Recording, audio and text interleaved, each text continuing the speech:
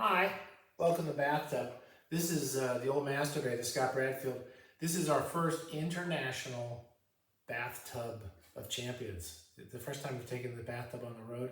We didn't bring our actual bathtub because our actual bathtub really sucks. We have a terrible bathtub in San Luis Obispo. But we're now in Hangzhou. We're going to do 2 or 3 episodes from China. We're visiting my wife's family, and my wife and her sister arranged for some cool places for us to go to.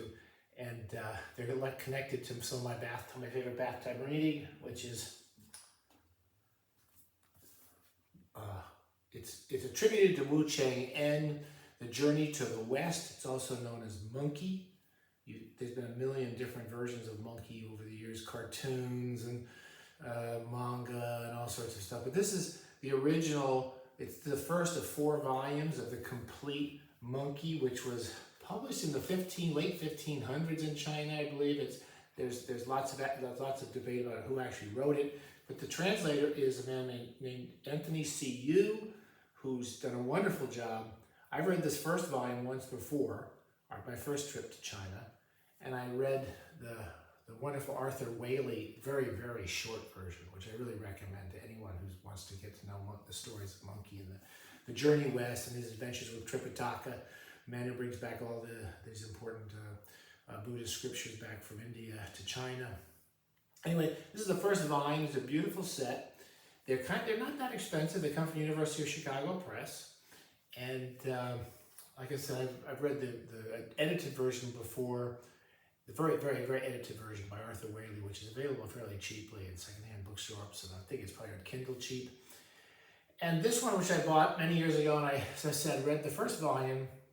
It's got about 100 pages of textual analysis and history of the myths and stories that are attributed that contribute to the monkey cycle.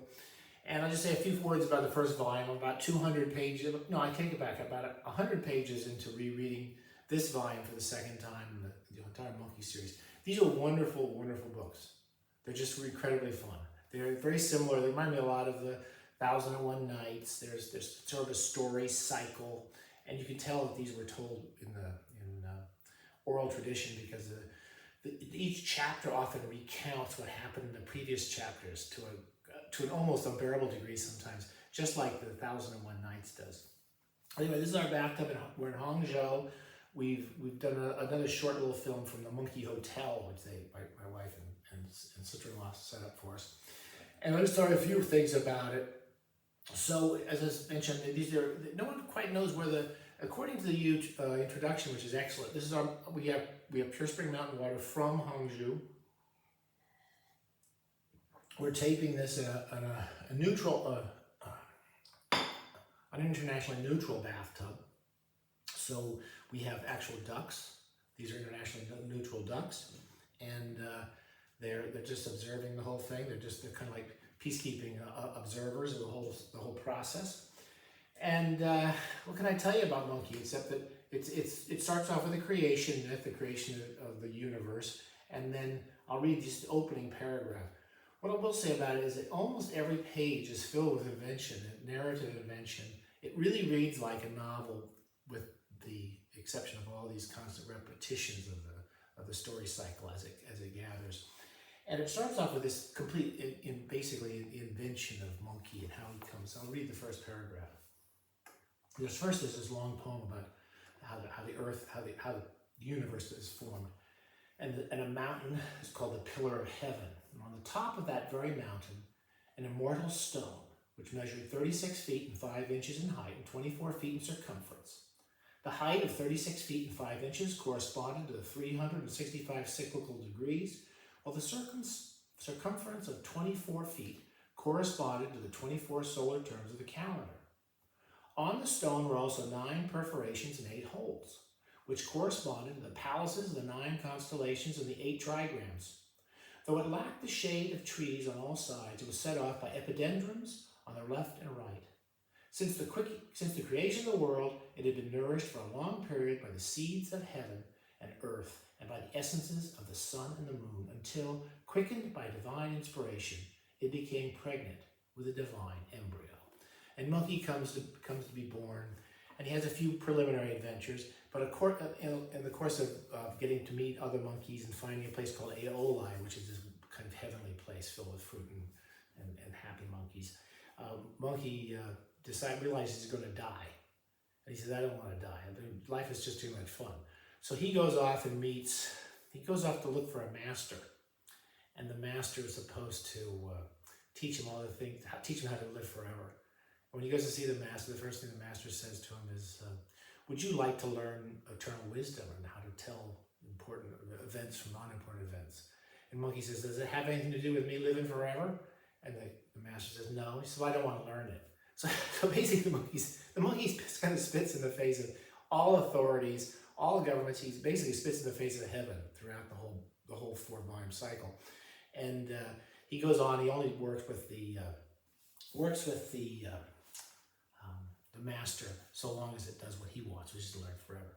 Now I forgot we've actually done another thing here, which is we're known here as the Master Bather. We have another international